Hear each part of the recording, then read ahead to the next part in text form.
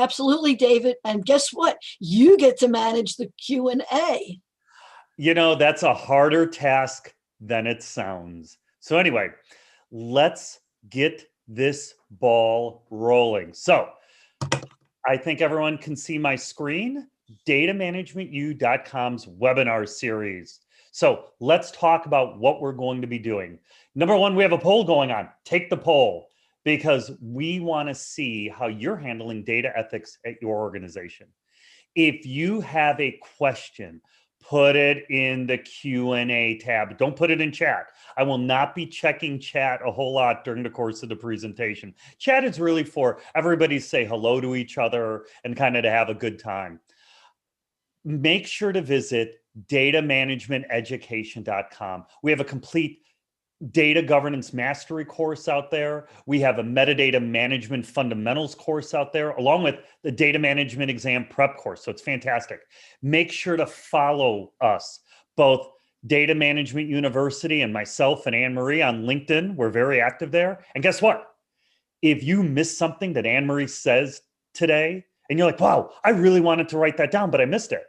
We are streaming live on YouTube at our channel. So all of these webinars you can find there and watch and listen to them to your heart's content. Also, you can get a copy of the slides at Data Management University. You see the link right here. Do not email us asking for the slides. They're on the website. Last but not least, if you attend the entire webinar, you got to attend the whole thing, you'll receive a certificate with 1 continuing education credit. Don't email us asking for that 5 minutes after the presentation. We have one of our team that we will find you. I'm Italian. This means something. We will find you because give our internal staff who's doing this for free, give them a week or two and they'll get it out to you. All right.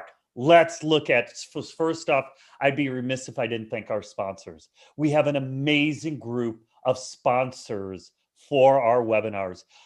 Fantastic groups like IDMA, the IAIABC, and IIM Africa, along with those are our partners, along with our sponsors like EW Solutions and Octopi and Metric Insights and OneTrust. We couldn't do these webinars without their support. So we are so grateful to be partnered with them. All right, what are you going to learn about? We are going to talk about, I should say, Dr. Smith will talk about data ethics, the concepts, the best practices, and how you're going to implement it. Some of the key learning points will be the ethics, laws, and regulations, and how do they align, but also how do they differ? What is the foundations of data ethics and the best practices, along with the challenges of doing this? We are going to have a lively discussion, and I have to tell you, you are in for a treat. Anne-Marie, in all seriousness, she is one of the top experts in data management in the world. And again, when it comes to data ethics, I can't think of anybody who has been a leader in that field more than Anne-Marie has been. So I'm going to stop talking and let the pro take over. I will stop sharing my screen. And Anne-Marie, maybe we can look. Let's look at the poll, David. Yes. Yeah. What do you think? We have one organization that has instituted a formal data ethics policy that's following accepted best practices, and it has been fully deployed. Wow. Terrifying, Anne-Marie. Actually, David, I was surprised even one said yes. It's terrifying, but at the same time, I'm amazed that there is an organization that. And I hate to say it, consistent with our experience and what we see, right? Absolutely. That's why so many organizations, when they engage us to do a data governance or data literacy or enterprise data management program, ask us or we offer to do a workshop on building their data ethics program. Right. And you know this, a lot of times it's hard to get companies to put funding behind this. It's something we have to do under the covers of the data governance organization, right? We sneak all these ethical rules in there because that's really the difference, right? Right. because so many organizations don't want to admit they don't have an ethical approach to managing data, but we know they need it.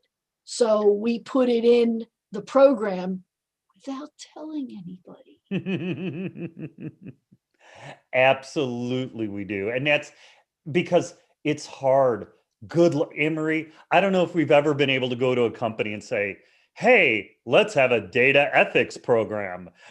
It's pretty hard to do in and of itself. It tends to have to be a component of a Yes. larger data governance Yes, effort. it's a workshop, a couple days within a data governance program, within a data literacy program, within Yep. a bigger picture enterprise data management initiative. I don't think we've ever done one standalone. Yeah, not you know what, Anne-Marie, if you and I can't remember doing one standalone, then we probably ain't done it. Nah. So fantastic poll, and I'm glad to see at least one organization has done this in an enterprise manner formally. Congratulations to you. Because to me, that's so important. Oh, one of the people, Marcelo, Anne-Marie, even before we get to your presentation, Marcelo, you just violated a rule. If you have a question, put it in the Q&A and not in the comments. Did you not hear that part? But I will still ask your question. No, Anne-Marie, Marcelo's asking, data ethics should be part of the data governance program. I don't get, what is the problem with that? Okay, even before we start the presentation, Marcelo, let me explain to you why it's a problem. Most organizations don't even think of the phrase data ethics. They don't know that they need an ethical approach to data management. They don't understand what that entails. And if they build a data governance program, they're totally focused on what policies, practices, and procedures they need to govern the data, not govern the data ethically. You'll see the adverb I added there. That's the optimal word. Most organizations don't think like that. That's why this is a problem. Okay? You may disagree, but we have experience in this for 23 years, building over 150 programs. And like I said, most organizations don't want to hear this as something separate. So we bake it into the data governance program. Let me start the presentation so that we can really get involved in doing this.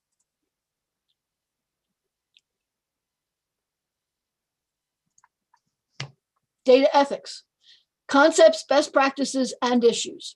This is an overview of a workshop EW Solutions does for organizations, especially as part of an enterprise data management program, an enterprise data governance program, or a data literacy improvement program. It's an overview. You will not get a lot of details in this because we have barely 45 minutes, and this workshop usually takes several days, maybe a week. So to move on, let's talk about ethics. Every organization has data, and every organization has challenges with data, regardless of your industry, regardless of your size, regardless of the longevity of the organization. There are challenges with data management, and some of those data management challenges turn into ethical challenges. What do I mean by that? Well, every organization has come under some form of scrutiny because of their use of data. That is becoming more common. And some countries have identified various federal and local laws to control the sale, use, and collection of data. That's part of the ethical practices. American companies and some jurisdictions are working to match those tougher regulations already in place in Europe and other regions, but that's not as common because most organizations don't think about ethics. What are ethics? The definition is it's a set of well-founded standards of right and wrong that prescribe what humans ought to do usually in terms of obligations, the benefits to society of those actions, the fairness that should be applied, or other specific virtues. Every ethical decision has consequences. It has outcomes. There are alternatives to those decisions, and there are personal implications for making decisions ethically or unethically. This is what we will explore at a high level in the rest of this presentation. But I would be remiss to say that law doesn't enter into this, because law does. Law applies to all walks of life, to all professions, to all organizations, and so do ethics. People will say, so Anne Marie, what's the difference between law and ethics? Well, guess what? There is a difference. A law is a set of rules that has been framed, it has been accepted, and it is usually enforced. Ways that you know that a law exists is because they're consistent, they're universal in some jurisdiction, they are published, and the law is usually enforced. Anne Marie, may I jump in here with a question? Absolutely, David. So when we talk about law, I really enjoyed this definition here. What about companies or organizations which are global? Because laws differ, right? Like even in the United States, even if you're just located in this country, which is most large companies are well beyond the borders of one country, these laws differ. They differ by country. They can even differ by state here in the United States. So what do you think about some of those issues that come into play? Because laws are expected to be enforced by jurisdiction, an organization that operates in more than one jurisdiction has to be aware of the variety of laws around any particular topic. And the law variety plays into how consistently the laws are observed. I couldn't think of the right word. Observed within the organization. The lack of universality is an important point, but in law, universal means by a jurisdiction. We don't mean universal this entire globe, but we do mean universal for a jurisdiction. So if we're operating in multiple jurisdictions, multiple states, multiple countries, multiple provinces within a country, we have to be aware of the fact that there are laws that may clash, and how we resolve them is really an exercise for the legal team, the compliance team, and other members who have been tasked with that. That's different from ethics. Ethics defines how an individual prefers to or interacts with one another. How I interact with you based on my ethics. Why does that mean that way? Well, ethos means character, and mores means customs. So what customs does my character bring with me in working with other people and in working with objects, including policies and standards? The biggest difference between law and ethics, to answer my whiny voiced question, is that unlike a law, adherence to ethics cannot be compelled. It's about how Anne Marie views behavior. Ethics can't be enforced because they're personally accepted. And generally speaking, ethics are not universal. There are one or two that most people accept, but there's no set of laws that say you have to accept a particular ethic.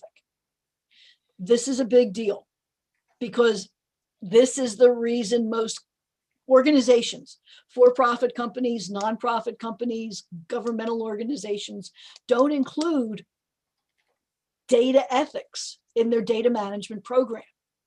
It's not that they're doing things against the law, They just don't recognize that along with law, you need ethics to really manage data effectively. Some people have thrown in the word compliance. Compliance really applies to a law or regulation. It means that you accept and follow a set of rules. Those rules are encased in either a law, a regulation, or if you are a member of some professions, the code of conduct you must adhere to by being a member of a particular profession. Doctors, nurses, lawyers, engineers in certain cases. They have professional codes of conduct, and those codes of conduct require compliance. Ethics doesn't require compliance. However, that doesn't mean ethics are not important, because it's the difference between what you have the right to do and what is right to do. I have the right to do lots of things that I personally don't think are right. My ethics don't let me do certain things. Organizations try to get their population to adhere to a certain set of standards for what is right to do by developing a code of ethics based on some general principles. Two general principles that are common now are being inclusive and non-discriminatory. And then one of the most common general principle is honesty and trustworthiness. There are lots of others that we'll go through in a minute or two. But it's Anne-Marie, important. can I jump in for a moment? Oh, David, please go ahead. And again, you know much more about data ethics, I think, than I do, but I always like to think about it like this. For us to create law, so we live in the United States, we have so many laws that actually at one time the federal government tried to document all the laws that existed. They couldn't even do it. It was just an exercise in futility. If no matter how many laws we create, there's always a loophole, there's always a workaround. But when you have good ethics, that really covers so much of what we can't cover, the spirit of the Yes. law, rather than the letter of the law is really how I think about it. Like, what would you do? Like if somebody was watching you work or watching you do something, are you proud of it? Are you really something that is going to be a little bit cringeworthy? And are you behaving in a ethical, non-cringeworthy manner when no one is watching? That's right. Isn't that the real test, though? That is the How do real you test. behave when no one's looking? Exactly. And we'll talk about why this is important for data, because I know we have several challenges already to, well, what does this apply to data? It's the way people behave. Data ethics are essential because we live in a world full of data. But before we go into why they're essential, let's explain the definition of data ethics.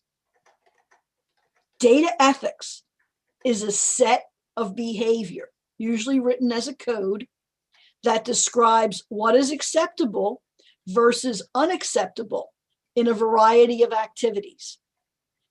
Starting with data acquisition, data generation, data collection, data usage, data dissemination, data storage, sharing, etc. Next, how the data is applied in algorithms and models, artificial agents, advanced analytics, machine learning, robotics, etc. Anne-Marie, may I jump in? Yes, David. Because Michael Colbert asked a question quite literally right on the bullet point you walked through. Let me give you his question. Okay. He says, it seems like there are legal implications of non-ethical data collection and its use in machine learning. Wouldn't you agree? And I just want to get your thoughts on that question. Legal implications in the non-ethical use. Data collection of machine learning. So maybe I'm guessing, Michael, at what you're going after. Yeah, but I don't understand. So here's, and Michael, correct me if I'm gauging your question. For example, Anne Marie, let us suppose you are a customer of my company, and we use machine learning to do some web crawling to find out who else is in your household. We have your address, so we can figure that out, how much you paid for your home, and a bunch of other things that we never asked you for, nor that we got your approval on. I'm guessing, Michael, that that might be the direction of your question. If I got it wrong, please let me know. If that's the direction, I would say law is the minimum set of requirements. Mhm. And ethics are on top of that. Actually, they're also underpinning the law. So ethics are surrounding the law for what you can collect and how you can use it. The law may state you can collect data without telling the 5 types, the 5 data elements, the 5 categories of data that that is allowed to be collected. Your organization knows we're only going to use 3 of those 5 for the activity that we have in mind. But let's collect more because we never know what we're going to do with the rest of it. It's nice to have it before we need it. Is that an ethical approach to data collection, especially when you haven't told the subject, David, that you're collecting more data than what you absolutely need to collect for this purpose? That's a big deal. Why? Because you have now violated David's privacy. You have now done stuff with data collection that you don't have a specific reason for at this moment. And ethically speaking, you might be on thin ice or shaky ground in keeping that data because you don't have a specific purpose for it.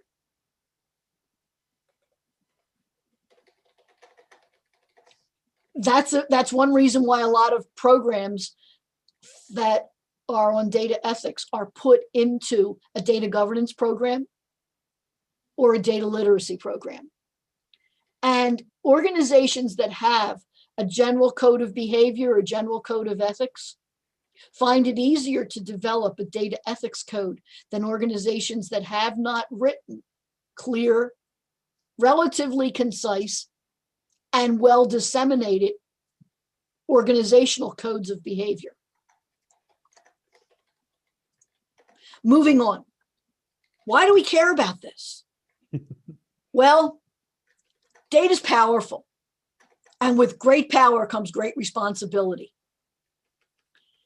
The line between what's good use and what's not so good use or even bad use is thin and blurry because we live in a world where more and more data is collected more and more frequently with fewer and fewer reasons to collect and store it ad infinitum. Anne Marie, can I jump in? When you say reasons to store it, how about this reason that I don't want it stored? I don't want to look at a product on Amazon and then go to another website and get an ad for that product. Now, I have a VPN line, so I don't get that anymore, but I used to before the VPN. I find that an invasion of my privacy. It and is. I don't like it. It is. I don't either. And I have a VPN for this, and that's one of the benefits as well. But you will see that. And that is company B and company A acting with less ethical intent than they should, based on what are considered now to be general norms of data ethics. Anne Marie, may I jump in? We got a question from Dara O'Brien that is right on what you're speaking on. How would you describe the relationship between the expectation of society, the ethical norms, and the organization and the ethical maturity of the individual from a data perspective? Dara, that's a really good topic for a PhD dissertation. It's a really good topic for a great article. It's much too long and involved to be done here, but I think that would be something definitely worth exploring separately, because you've uncovered baklava has 24 layers. You have uncovered 20 of the 24 layers in that question. It's seminal. That's why this is an overview webinar, not our detailed workshop. In a detailed workshop, we would get into that for that particular company. I hate to be dismissive, but that's the best way I can do this and finish the webinar within a reasonable length of time. So talk to me afterwards. But I would say, Anne Marie, when in looking at that question, a lot of this, I mean, this is an old school ethic, but never do anything to anyone else that you wouldn't want done to you. And so would I want somebody tracking and capturing my social security number, knowing my purchase history, and then using that to sell me things? No, I wouldn't. No, I wouldn't. So it's a very, to me, this is overly simplistic. So I don't want to try to answer this question because there's a lot to it. But that does cover quite a few things. Would you want it done to you? Should you be able to should I be able to go on the internet and find out where you live, how much you paid for your home, how much interest did you pay on that, and various other factors about your life? Probably the answer is I wouldn't want anyone to be able to find all that out about me. I'll let you keep going. Well, organizations who don't have an ethical code that mimics society's current expectations fall into what David just described.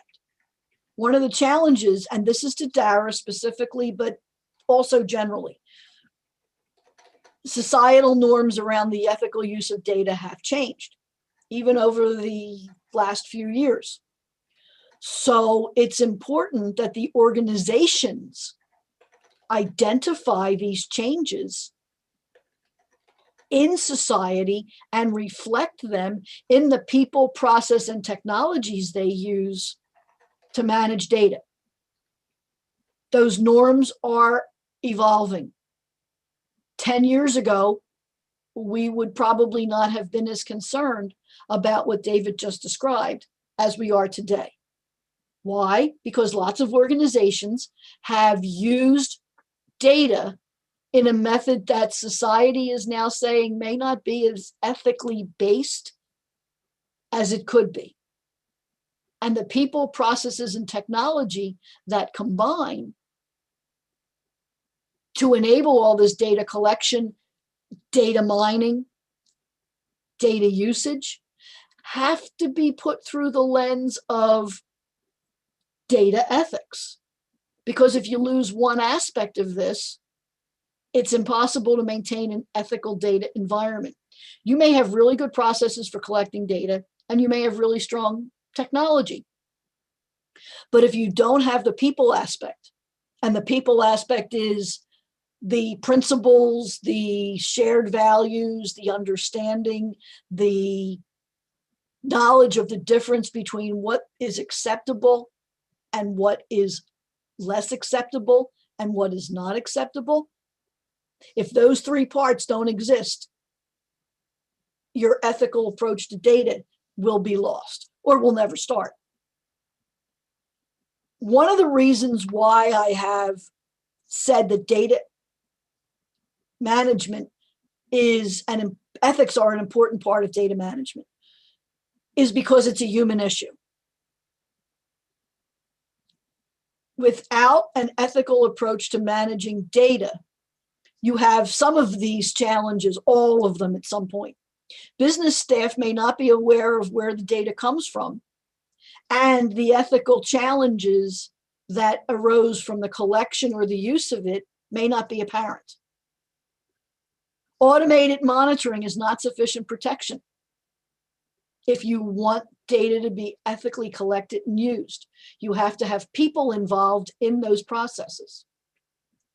As I stated a minute ago, in answer mostly to Dara's question, cultural norms in the workplace influence corporate behavior But also the corporate behavior should be influenced by the ways that those norms are changing, so that organizations continue to address the need for an ethical approach to data management. Now, that supposes that you have an initiative for enterprise data management. Most organizations that we've worked with, that where we've started the enterprise data management program, have been challenged with data ethics, not because they're bad organizations, not because they have nefarious people, but they have not thought about data management. So there was no way they could think about ethical data management. And last but not least, please don't tell me that as long as we have regulations, we'll have ethical data management behaviors. Regulations are not sufficient. They may be enforced, they may not be. They may be complied with, they may not be. And regulations always have cracks in them. Maybe little cracks, but cracks nonetheless. And a little crack can grow bigger over time. I never meant to use that data badly. I just knew we collected it and it was there for something, so I figured let's try it. I didn't know that it would harm something. Yeah, right. I mean that sincerely. Yeah, right. Why? Because the little crack, collecting extra data, became a bigger crack when someone saw that the data was available for analysis and did a form of analysis on it that may not be what was intended. The underlying function for data ethics usually is data governance. Sometimes it comes from data privacy and data security as a start, but to really have a data ethics program that's effective, you have to have a strong data governance program. Why? Because data governance is where the principles for data management are established and the policies that run them are established. And let's talk about that. What's a principle? Usually widely held. What's a code? A code's a set of rules that serve as generally accepted guidelines. They're often based on principles, but they're only recommended to be followed. There is no legal penalty for not following a code. If there is a legal penalty, it's a law. What's a policy? Policy is a formal statement produced and supported by senior management. Policies are implemented by procedures. Now, all of those should be based on principles that have been identified as adhering to an ethical code. We'll get into how to develop an ethical code in a minute. All of this must be socialized throughout the organization. See the collection of stick figures here, all holding hands. They're different shades. Let's just say that the purple shade, because I'm wearing purple today, decides I don't want to be part of it. Well, what's the recourse? Every organization decides for itself. That is a fundamental ethical issue. The compliance and governance issues must comply with laws. They must adhere to regulations, but they also must do so according to the organization's use of data ethically. Underlying all this is whether or not we, the people, have trust in the data collection and usage at organizations to whom we've given our data, and whether those organizations will use it with integrity. We don't know that for certain, but there are certain organizations that have developed codes of data ethics where we can be more reasonably certain that there is integrity and you can trust what they'll do with data. And And how Marie, may I ask a question or maybe give a comment Go ahead. that I would love for you to respond about? It's something kind of near and dear to my heart. And I'd be curious what other people think. You can respond to this comment in the chat section. I think that if a company got serious about being ethical with data and then promoted what they were doing to be ethical, or in this case, not doing, I think it could help get them customers. I think it could be a vector for certain companies in specific industries. A value add, as Gail just mentioned. This is something I have believed in for years. I just want to get your thoughts on it. How do I side? Because you just took away my driving thought for all the workshops we've done on data ethics. I'm sorry, No, Anne-Marie. no. I'm sighing because I was trying to be funny.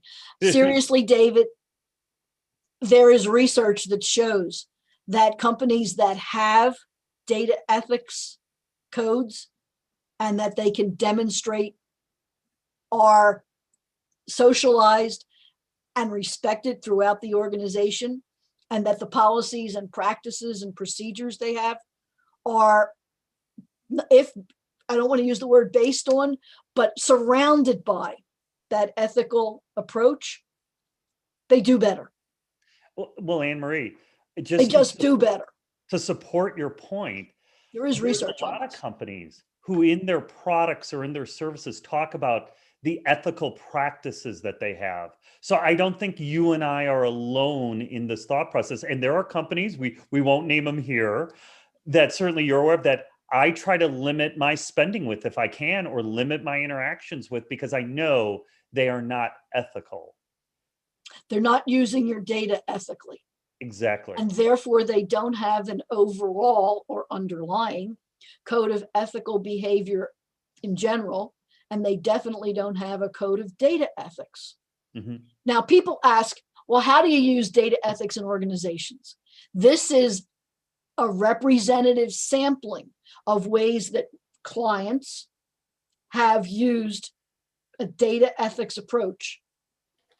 One, to comply with regulations, to reduce or eliminate fines and penalties. Can think of a couple clients this applies to specifically. Prove the organization is trustworthy with customers' data. David just mentioned that. Ensure fair and reasonable data usage. That's another way that companies can apply data ethics, because they want to ensure that their operations and decisions are made ethically with ethically sourced data, to minimize bias, to develop a positive public perception, to enhance market share and increase reputation. David just asked about that a minute ago. And to improve data and information security processes. This is actually the two at the far ends. The regulations and the data security improvement are two of the overriding reasons companies use to start a data ethics program adoption. They discover many other uses once they have achieved some level with the regulation compliance, getting reduced penalties or actually eliminating them, and the improvement in data security and data privacy. So we've talked about this. Common principles of data ethics. These are what we see in many clients as principles they've decided they want to adopt and adhere to for their ethical data approach. This isn't all of them. I chose 6 because 6 fit on a good screen that people could read. I could have chosen 22 because companies have common principles of data ethics that are unique to them as well as common. But these are the most common that we see, starting with transparency of data collection and use, and establishing, understanding, and enforcing the organization's conformance to data policies, standards, architecture, and procedures. making sure that it's part of every process, including change management. Something we won't address much here because that's a totally different topic. But without a good change management process, you can't identify policy, standards, practices, and procedures that exist that should be changed and how they should be changed. Last for this slide, using data for stated purposes only. Don't collect the data now thinking, I might need this in 5 years. Don't know why, but I might, so I'll take it now. That using data for stated purposes only is one of the guiding points in GDPR, the Global Data Protection Regulation across the EU, the California Consumer Protection Act, and several others. Okay, there are a list of challenges with data ethics in every organization. I could spend an entire day on the data ethics challenges that exist just in clients we've serviced. However, these are the most common. Not understanding what data privacy really means and how it is affected by the organization's collection, storage, usage, and availability of data. What does data privacy really mean to us as Organization X? A common data ethics challenge is data ownership and data stewardship. What's the general need to know versus organizational accountability balance? Something an organization must discuss. You have to identify how you are monitoring and managing privacy expectations versus monitoring for security. Big deal. A common data ethics challenge is using data that is either incomplete, misunderstood, not well defined, not well governed, and therefore of less than high quality. How does the lack of accuracy there affect your ethical use of that data? What expectations do users have? Users being both internal, and if you are a customer public-facing organization, what expectations do your external customers have? And of course, security. That's a common data ethics challenge. Why? Because in certain cases, security wants to lock absolutely everything down and never tell you that there's a breach, because a breach means they might not have done something right. Well, that's not an ethical approach to data management. I could go on with challenges, but we will move on because I want to talk about themes to facilitate a data ethics discussion. When we run a workshop, we use these themes and some others as the basis for many of our discussions. We start with examining the data. What practices do we have for collecting, storing, distributing data appropriately? And appropriately means a host of things. I won't go into them now. What questions and problems do we have identifying relevant data? What issues exist for data collection and usage with that relevant data? Identifying existing resources for the best practices in data management and data usage. There's a ton of stuff out there. Which ones are best practices and which one of them is snake oil? We should review our technology and look at the benefits it provides and the challenges it offers on data ethics. For organizations that use algorithms and models for decision-making, we need to do a serious review and updating each algorithm and each model to remove bias and assumptions to the level possible. And making sure that the data that feeds each algorithm and each model comes from the right sources for the right reasons. And the discussion that sometimes takes the longest is that socialization and change management, to develop a welcoming community for all the practices of data management, not just data governance or data privacy, but all of them, and imbuing them with the understanding that we want to treat people ethically, and we want to treat the data that comes from people ethically. These are wide-ranging discussions and often form the basis of the next steps. How do we use this? A variety of ways. Some considerations for you to think about when you're developing your ethical use of data approach. Respect the people behind the data. As the Hippocratic Oath says, do no harm, first and foremost. First and foremost, do no harm with data. Make sure you understand the laws and regulations. Avoiding complacency means knowing what David said a little while ago. There are different laws and different regulations based on jurisdictions. How do we balance them? And as the laws and regulations evolve, how do we learn more? To be aware of downstream use of data. Make sure you get separate use consents wherever you're going to collect data. Audit that collection. Only collect data with a purpose, and maximize transparency in data collection and usage. Except for really confidential things, it should be easy to find the source of any data used in a report, so that the ethical practices that you have can be audited and can be reviewed regularly, especially against your data governance policies, so that the policies are assisting in providing better attention to data ethics.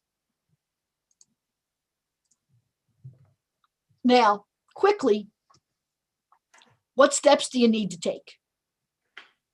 The first thing you need is an organizational vision statement. You can't go anywhere without knowing what your organization stands for and where it wants to be. Where it stands, what it stands for are the value statements, vision statement, where it wants to be. From there, you can design an organizational code of ethical behavior for the organization in general. Using that organizational ethical code, you create a code of data ethics, using all the stuff I've just spent the last 40 minutes talking about. Make sure you appoint an ethics officer, and that officer is supported by a committee. And make sure you include people from data management and analytics on that committee, because they'll understand the data management practices, and they'll understand from the analytical perspective how the data is being used. You want to make sure you design and implement a communication strategy for ethics. The organization needs to talk about this. It needs to hear the communications. It needs to see them, and it needs to see them regularly.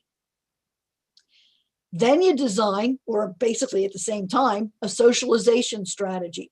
Socialization is also a fancy word for the phrase change management. How are we going to change the culture and make sure that the culture now accepts, and in perpetuity accepts, the ethical use of data as one of our governing values? You want to make sure you have training in this. There are certain organizations that do this well, including EW Solutions. And you want to make sure that you can measure what you've done against what wasn't done in the past, or what was done and how it changed. You want to make sure that you have monitoring policies in place. You want to make sure you have rewards for ethical behavior. And you want to make sure that there are penalties for unethical behavior. If there are only rewards, then wrongdoers may not be taught the right way to behave. Sometimes the penalty is really challenge for how to behave better. People ask, what are some risks that exist if we don't use data ethically? Well, in data aggregation, you can create bias or present results that adhere to a predetermined hypothesis. We have a hypothesis that states X. We're collecting data. Did we collect data regardless of the bias, or did we collect data solely in examination of the bias? Data profiling, same thing. You don't want to support predetermined hypothesis by omitting data that results don't track with what you thought they should be. You'll notice that a lot of the ethical risks with data include bias. You want to make sure that data cleansing and standardization is done according to established and consistent business rules, and that governance must be enforced by the business. Governance is enabled by technology, but enforced by the business.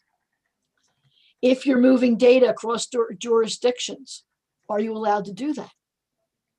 Some organizations have made many attempts to get data from one jurisdiction to another against regulations so that they can use data in different ways. And make sure that your information security team understands that the practices of information security in support of data privacy is an ethical concern, as well as a legal concern, and as well as a technical issue. These things are all related. How do we want to avoid problems? Don't use information to support actions that could allow individuals to profit at the expense of an ethical use of data. Don't disclose information to individuals without prior appropriate authorization. Oh, you can just give me that file. We've been friends for 20 years. You know, I'll only do good things with it. If you have access to data, especially personally identifiable data, other protected data, do not engage in administrative voyeurism. Let's see how much money our lead DBA makes. I want to see that. I have access to the data. Don't choose data to support a predetermined outcome for analysis. Make sure you're choosing a comprehensive data set. And conversely, don't provide access to data sets that are broader than those available to the requester via their own approved access levels. I'm a data analyst. I have access levels here, but I really want to expand my reach in the data sets. So I'll go to Bob, and as the lead DBA, he's a friend of mine, he'll give me access to additional data sets. No, he won't. Not if he's a good DBA and an ethical DBA. This is a cultural change. It involves cultural change management as well as process change management. It involves change management of ways we use data.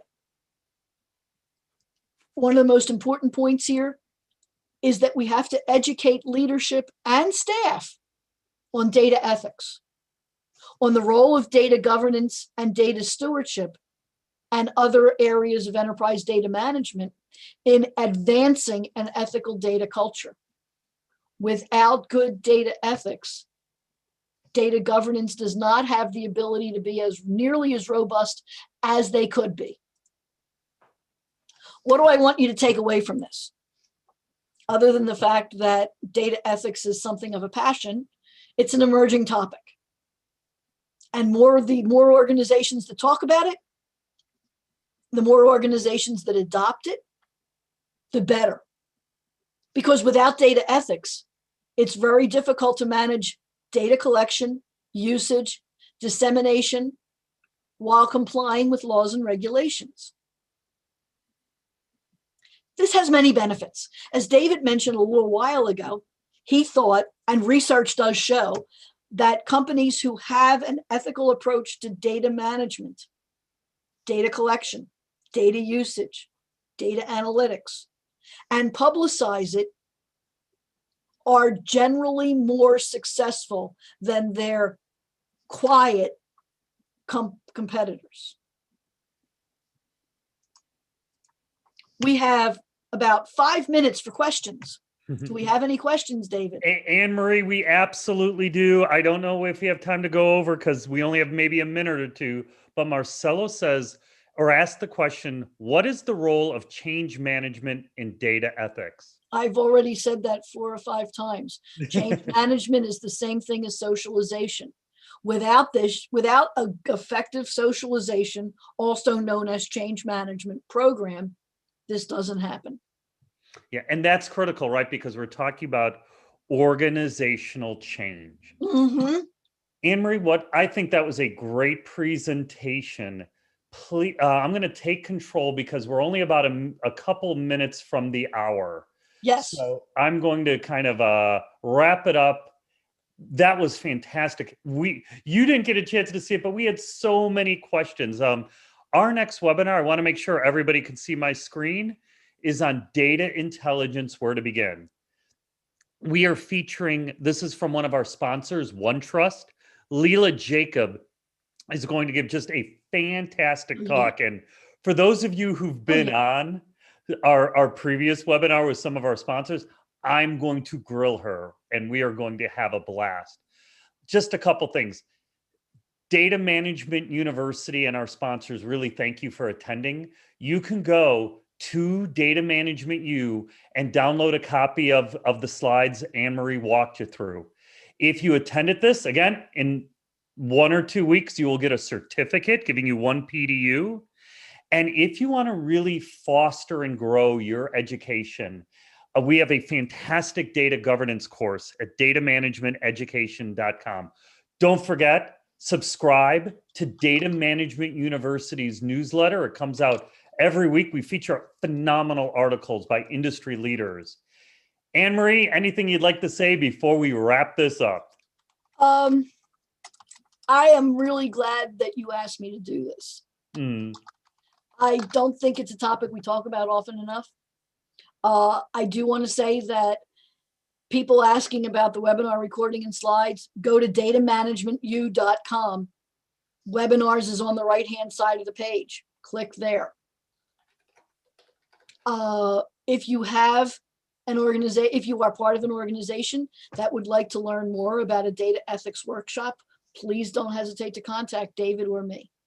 I actually gave everybody your email address in the chat because I didn't get a chance to really terrorize you during this talk. I was so busy in the chat, but I know how to get this job done. So I sent that to everyone. Anne Marie, that was fantastic. If you could see the chat, it was just nonstop the whole time. Thank you all. Come back in a month. Thank you. See you in a month. And this time I'll be your gracious and lovely host. Absolutely.